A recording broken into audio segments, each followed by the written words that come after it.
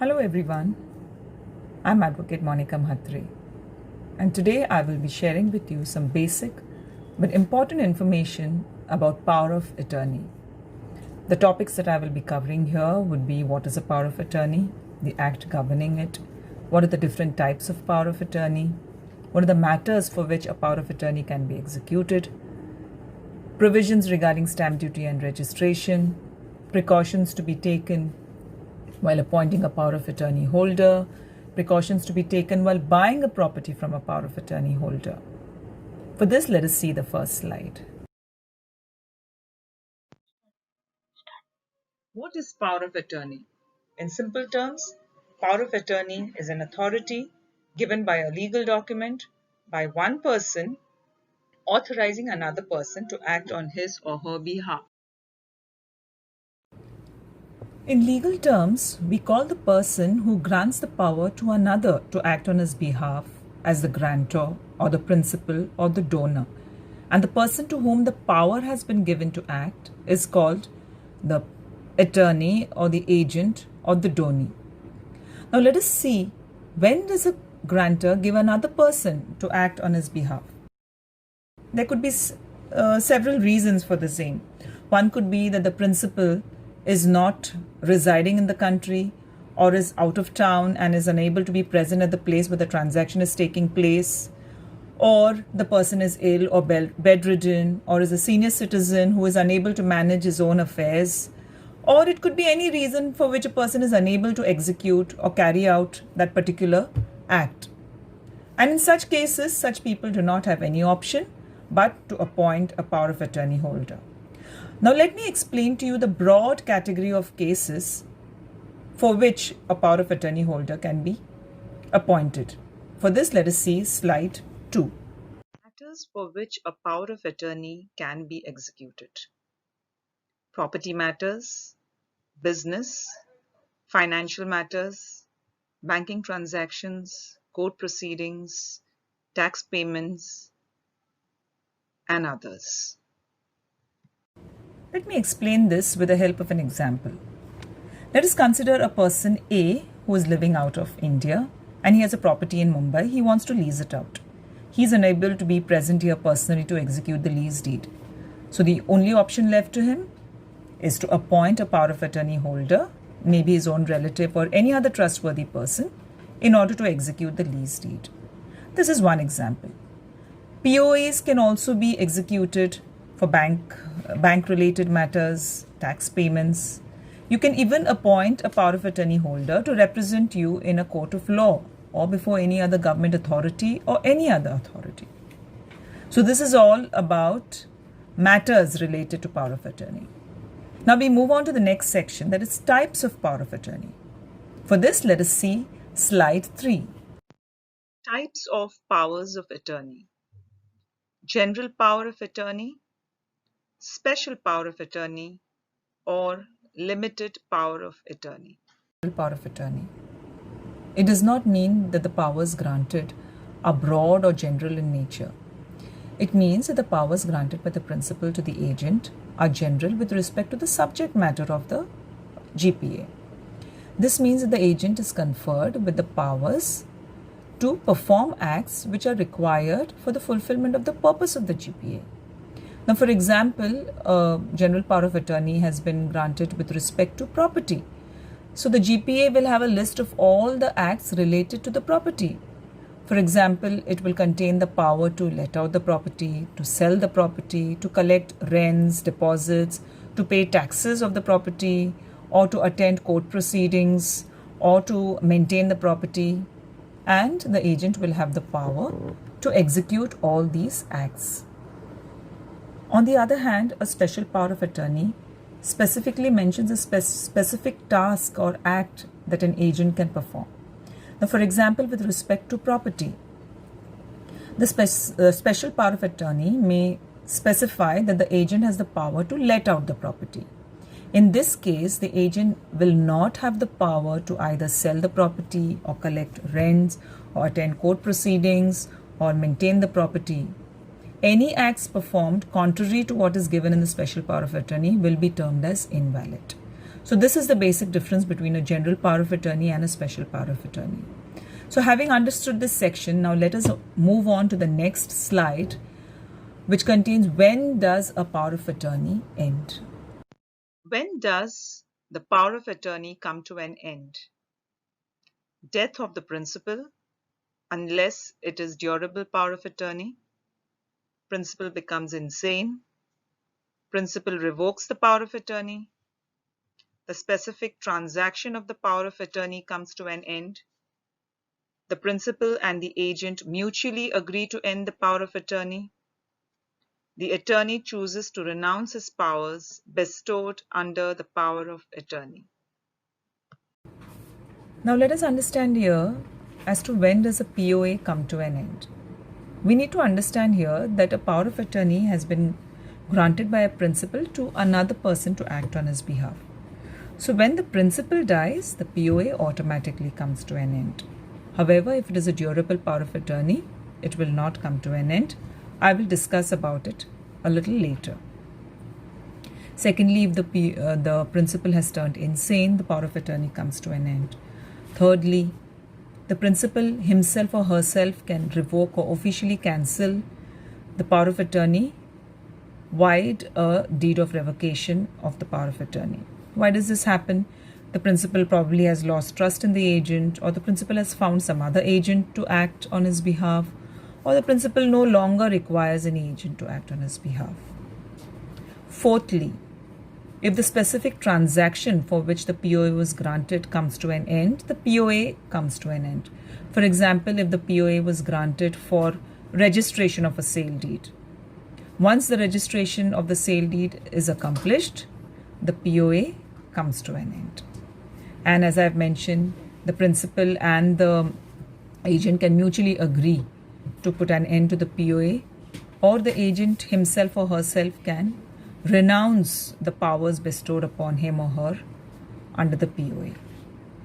Now let us understand here that it is very important to make your revocation legally valid and enforceable. And let us understand how. Let us see the next slide. For a valid revocation of a power of attorney and for it to be enforceable, it is advisable to execute a legally valid deed of revocation of power of attorney, unless your power of attorney document has a termination clause. All you need to do is to follow the following steps. Draft a deed for revocation of power of attorney. If the power of attorney you wish to revoke is registered, then you need to register your deed of revocation in the sub-registrar's office. However, if it is a notarized document and unregistered, you need not register it. You can simply notarize it. It would also be advisable to issue a notice in one local newspaper declaring the revocation of the POA and informing the general public that you have revoked the powers of the attorney. Another most important step to bear in mind is to send a copy of this to the attorney. Kindly bear in mind that the revocation is effective if it is received by the attorney. It would be ideal if you send the copy through registered post AD. It is necessary to send a copy of the revocation of power of attorney to banks or institutions or societies where the attorney may have acted on your behalf. Last but not the least, preserve a copy of the said deed for yourself in a safe place. All these steps are required in order to protect your interests and in order to prevent the power of attorney from being misused and falling into wrong hands. Let me throw some light on what is an irrevocable power of attorney. If at the time of drafting the power of attorney it is mentioned that it is irrevocable, it would mean that the principal does not have the right to revoke or cancel the power of attorney, or that the power of attorney will not get cancelled or revoked upon his death. Why is such kind of a power of attorney executed? Generally, some kind of power of attorneys create an interest in favor of the agent. And therefore, if this clause is absent, if it is said that it is not revocable, then the interest or the rights created in favor of the agent could be adversely affected. And therefore, an irrevocable power of attorney is created. However, in exceptional circumstances, an irrevocable power of attorney can be challenged in the court of law, where the principal himself may challenge it on the ground that it was obtained from him or her by fraud, or the legal heirs of the principal could challenge it after the death of the principal. Now I will be discussing here the procedure to be followed by an NRI for executing a power of attorney. NRIs generally have properties and banking transactions in India for which they cannot be personally present here all the time. And therefore, in such cases, it is easy for them or convenient for them to execute a power of attorney in favor of a friend or a relative or any other person in order to carry out their transactions. So the next slide will explain the procedure to be followed by an NRI for the execution of a power of attorney. Procedure for execution of a power of attorney by an NRI. The first step, the power of attorney has to be drafted and a print obtained on a plain paper. The said draft should be signed by the NRI. The document should be stamped and sealed from the Indian embassy or consulate in that country, or notarized by a public notary with the notary registration number mentioned on the seal of each page of the document. Post the attested deed by registered post to your Indian address in the name of any relative or friend. The document to be registered in India at a sub-registrar's office or subdivisional magistrate office after paying the appropriate registration charges. What are the necessary precautions to be taken while appointing a power of attorney holder? First and foremost, you need to appoint a trustworthy person or a person whom you can trust, because you are giving the person the power to act on your behalf. So it is necessary and most important to appoint a trustworthy person. Second, it is important or always advisable to execute a special power of attorney instead of a general power of attorney. This is important in order to deter frauds. Third, important to specifically or explicitly mention in the power of attorney the date of termination of the power of attorney. This will help you to avoid the misuse of powers granted to the attorney. And fourth is registration of the power of attorney wherever the law makes it compulsory. Having said this, now let me move on to the provisions of stamp duty and registration of power of attorney. Provisions for stamp duty and registration of a power of attorney. Power of attorney, when given for consideration and authorizing to sell an immovable property, has to be stamped as in a conveyance at the rate of 4% or 5%, as the case may be, on the market value of the subject property, and shall be required to be mandatorily registered with the sub-registrar of assurances before the same can be used. Power of attorney for sale or transfer of property without consideration or without showing any consideration. First, when given to father, mother, brother, sister, wife, husband, grandson, granddaughter, or such other close relative, has to be stamped with rupees 500 and shall be required to be mandatorily registered with the sub-registrar of assurances before the same can be used. Second, when given to any other person, it has to be stamped as in conveyance under clauses A, B, or C, as the case may be, of Article 25, namely at the rate of 4% or 5%, as the case may be, on the market value of the subject property, and shall be required to be mandatorily registered with the sub-registrar of assurances before the same can be used. The power of attorney granted for any other purpose can be duly stamped with rupees 100 and shall not be required to be duly registered. Unregistered power of attorney for sale of immovable property shall not be capable of being put into use and shall not affect any immovable property comprised therein. what are the precautions to be taken by a buyer while buying a property which is being sold by a power of attorney holder and not by the seller himself? Let us understand that the power of attorney is for the convenience of the seller. And if you are a buyer purchasing property from a power of attorney holder, then you need to tread cautiously. The reason being that there is a great possibility of fraud taking place. It may so happen that the principal or the donor has died on the date of the sale transaction, and the agent, having full knowledge of the same, goes ahead with the sale transaction. In such a case, this sale transaction in favor of the buyer is invalid because the agent had no authority to act on behalf of the principal, as the principal has died. Therefore, it is extremely important for the buyer to make necessary inquiries about the seller and not directly go ahead with transactions with power of attorney holders. The next threat is the chain of title. Assuming you are the buyer and you are buying a property directly from the seller and not from a power of attorney holder.